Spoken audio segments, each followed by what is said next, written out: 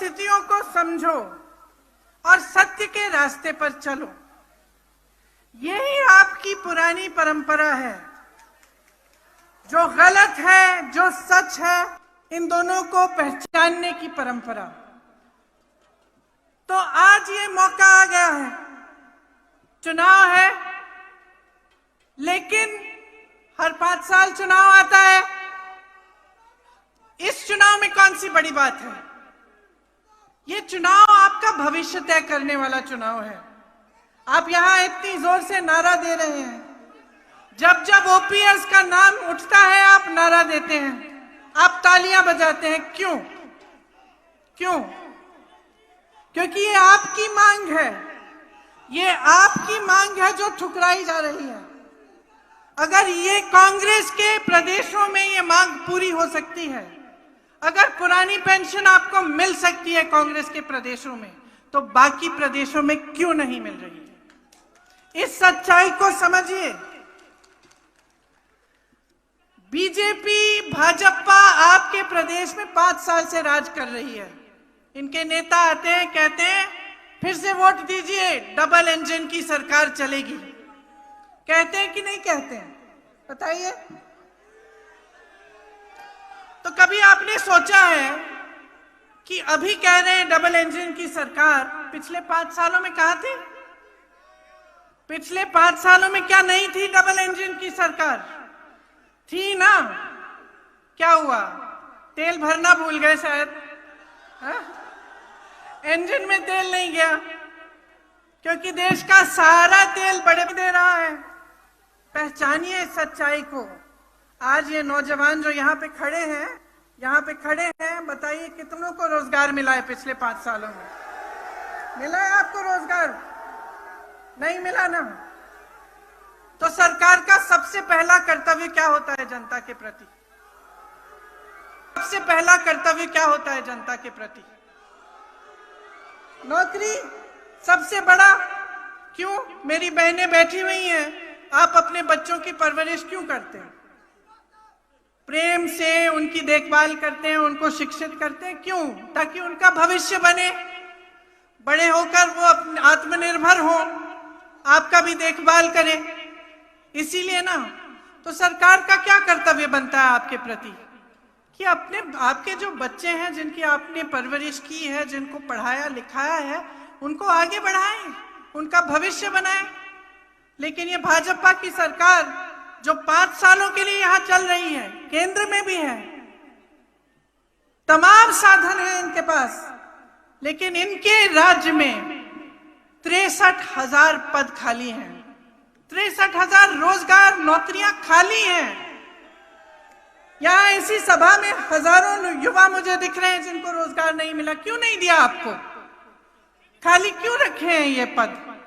जब कांग्रेस कहती है कि पहली मंत्रिमंडल की मीटिंग में ही हम 1 लाख रोजगार देने के लिए हम निर्णय लेंगे, तो इनके नेता क्या कहते हैं? कहते हैं कि ये हो ही नहीं सकता। अच्छा, तो फिर छत्तीसगढ़ में कांग्रेस की सरकार ने कैसे कर डाला? आज छत्तीसगढ़ में सबसे कम बेरोजगारी की दर है। कैसे? क्योंकि हमारी सरकार ने 5 लाख रोजगार दिए 3 सालों में।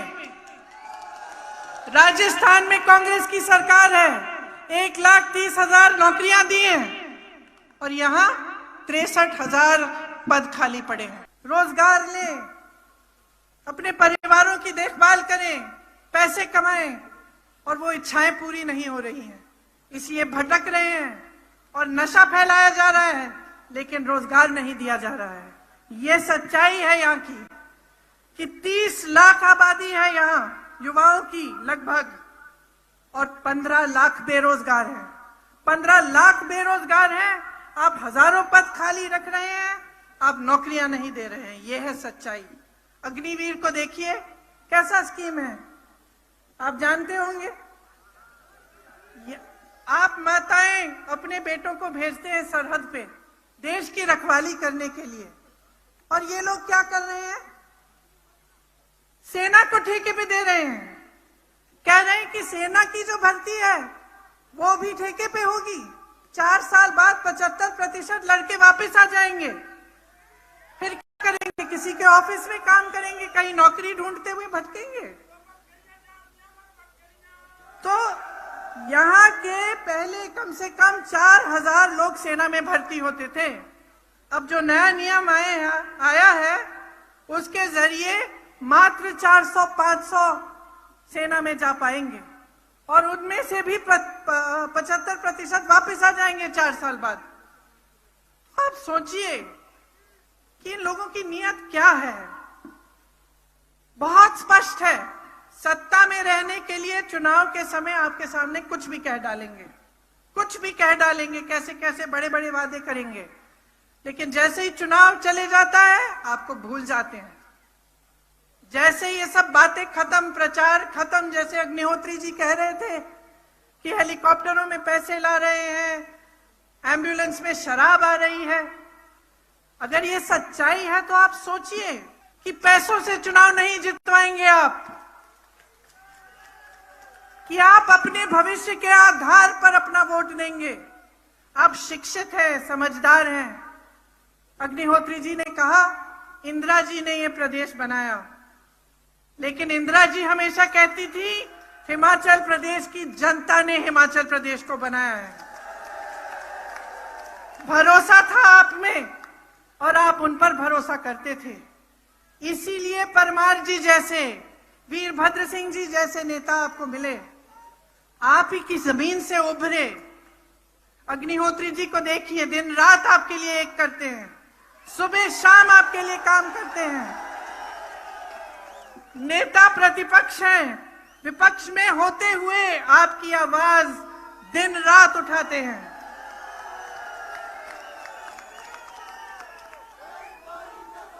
और भाजपा के नेताओं को देखिए, यहां इस धरती पर आकर क्या कहते हैं,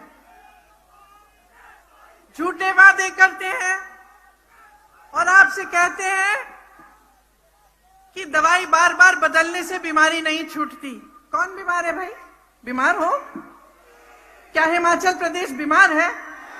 क्या हिमाचल प्रदेश की जनता बीमार है?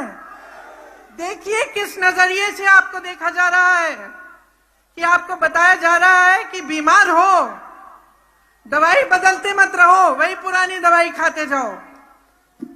ये बताया जा रहा है आपको, समझ लो, गुमराह किया जा रहा है। आज हिमाचल प्रदेश घाटे में है, 70,000 करोड़ का कर्ज है।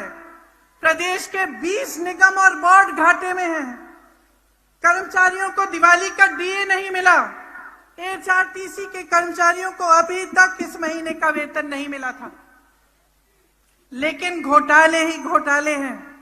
कोरोना के समय पीपीई किट में घोटाले हुए, पुलिस भर्ती में घोटाला हुआ, शिक्षक भर्ती में घोटाला हुआ, खनन के तमाम घोटाले हैं। ये स्थिति है और आपसे कहते हैं दवाई मत बदलिए, जैसे कि आप बीमार हैं। इन्होंने क्या परिस्थिति बना दी है हिमाचल प्रदेश के नौजवानों की, हिमाचल प्रदेश के भविष्य की। किसान, बागबान, छोटे व्यापारी सब मुसीबत में हैं। किसी से भी पूछ लीजिए पिछले 5 सालों में क्या आपने तरक्की की, क्या आपका बिजनेस बढ़ा, आपको रोजगार मिला? सब मना करते हैं, किसी की तरक्की नहीं हुई है। तो जब ये असलियत है और असलियत आपके सामने है, आप जी रहे हो इस असलियत को, तो आप इस असलियत को बदलते क्यों नहीं? बदलोगे?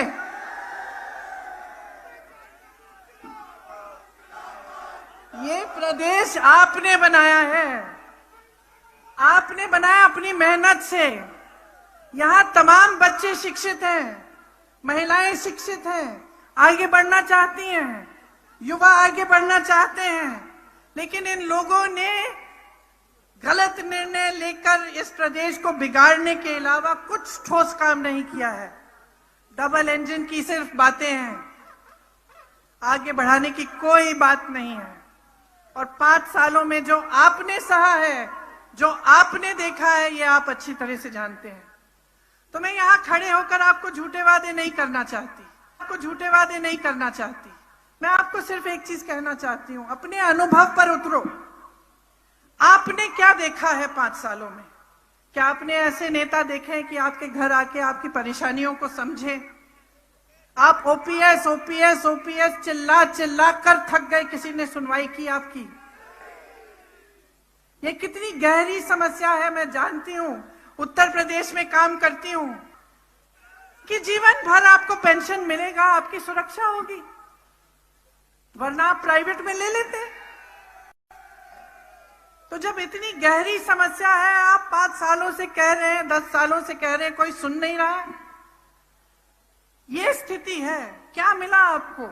हाँ, ये सच है कि बड़े बड़े हिमाचल से बड़े बड़े नेता बने भाजपा में, अपनी तरक्की की। क्या प्रदेश की तरक्की की?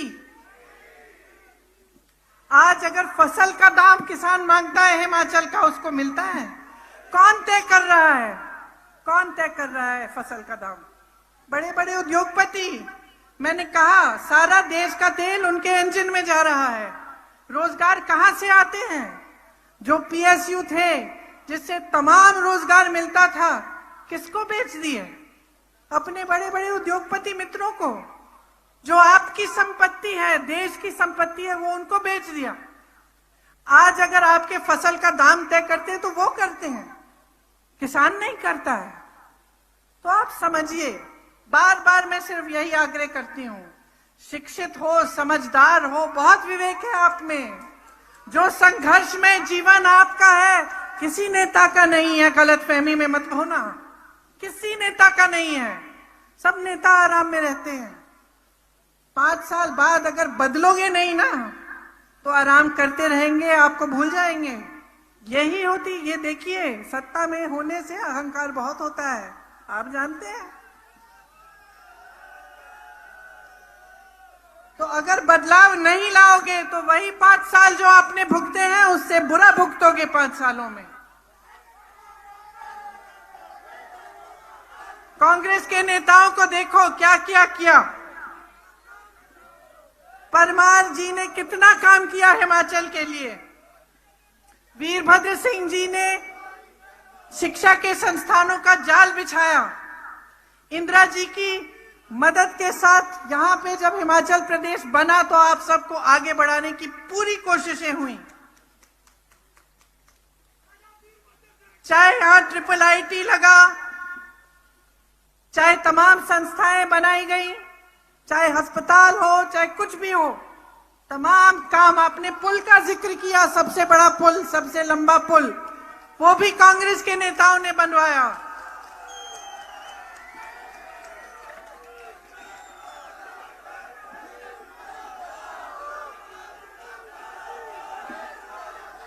हम आपके लिए काम करके दिखाना चाहते हैं। मैंने कहा कि पहले मंत्रिमंडल की मीटिंग में 1 लाख रोजगार तय करेंगे, लेकिन 5 सालों में हमारा वचन है कि 5 लाख रोजगार देने का पूरी कोशिश करेंगे। आपने हर घर लक्ष्मी योजना के बारे में सुना होगा।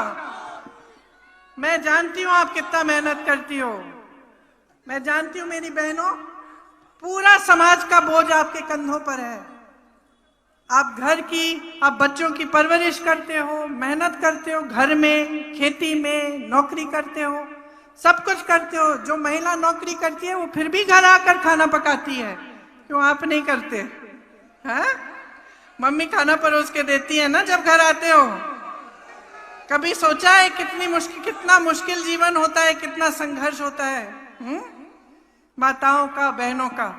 हम समझते हैं, इसीलिए हम हर घर लक्ष्मी योजना बनाना चाहते हैं, जिससे 1500 रुपए प्रति माह आपको मिलेंगे, आपके खाते में जाएंगे। हर विधानसभा में 4 इंग्लिश की पाठशाला बनाना चाहते हैं। आर्मी से रिटायर होकर आए सर्विसमैन के लिए आरक्षित सभी पदों को भरने की योजना है। यहाँ कांग्रेस ने कई औद्योगिक क्षेत्र बनाए, उनका विकास कराने का काम हम करना चाहते हैं, रोजगार पैदा करना चाहते हैं। ऊना और आसपास के जो इलाके हैं, यहाँ पर खास आध्यात्मिक टूरिज्म, मतलब स्पिरिचुअल टूरिज्म के केंद्र के रूप में यहाँ को हम विकसित करना चाहते हैं, ताकि जो दर्शन करने आए उसको पूरी सुविधा मिले, लेकिन आप सबको इससे रोजगार भी मिले। ऊना गुरु नानक देव जी की वंशजों की भूमि है। गुरु नानक जी ने सच्चा सौदा का विचार दिया था ना। सच्चा सौदा का मतलब क्या होता है? जिसका है वो उसको मिलना चाहिए। सबसे बड़ी प्राथमिकता गरीबों की होनी चाहिए, जरूरतमंदों की होनी चाहिए। और यही कांग्रेस पार्टी का सिद्धांत है, यही महात्मा गांधी का सिद्धांत था, यही इंदिरा गांधी का सिद्धांत था, और यहाँ मंच पे खड़े हुए जितने भी नेता हैं यही उनका सिद्धांत है।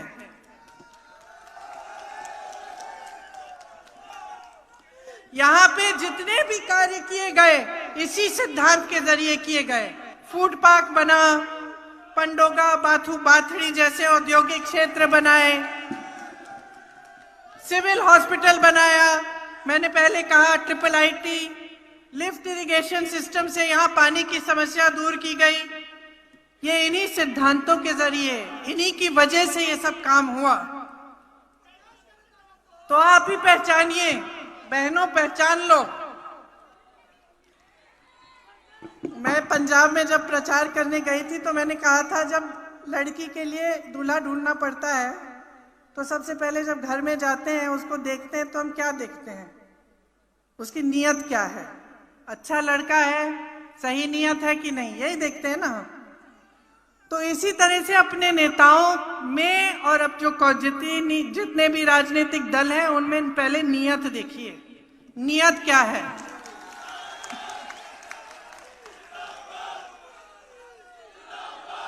जिस तरह से हमारे सिद्धांत सेवा और समर्पण के हैं, उसी तरह से आज भाजपा का एक ही सिद्धांत है, सत्ता में रहना। बस किसी भी हालत में कैसे भी सत्ता में रहना, यही है।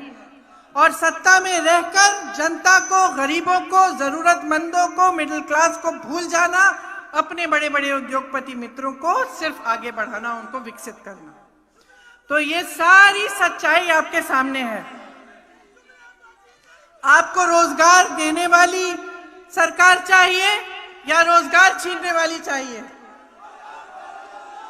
रोजगार देने वाली चाहिए, हाँ या ना? पुरानी पेंशन देने वाली सरकार चाहिए या लेने वाली सरकार चाहिए? महंगाई घटाने वाली सरकार चाहिए या महंगाई बढ़ाने वाली सरकार चाहिए?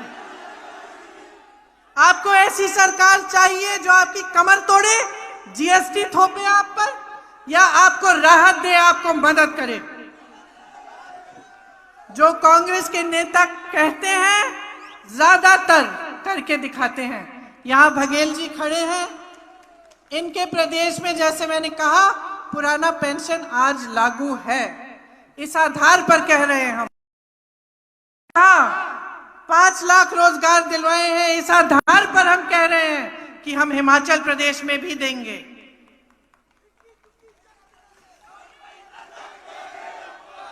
देखिए, जब भी हम ये बातें करते हैं तो छोटे से छोटा भाजपा का नेता लेकर बड़े से बड़े तक कहता है कि नहीं हो सकता, रोजगार बना नहीं सकते, महंगाई कम होगी नहीं, ये जो ओपीएस कह रहे हैं इसके लिए पैसे नहीं है। तो भैया अगर कुछ नहीं कर सकते तो सत्ता में क्यों आए? ना आए, फिर फायदा क्या है आपके लिए?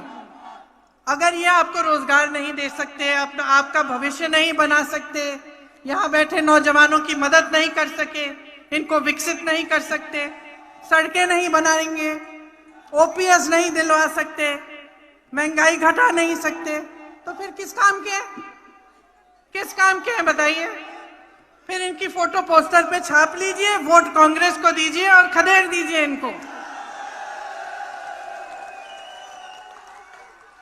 बताइए, इस चुनाव में क्या कांग्रेस आ रही है कि नहीं?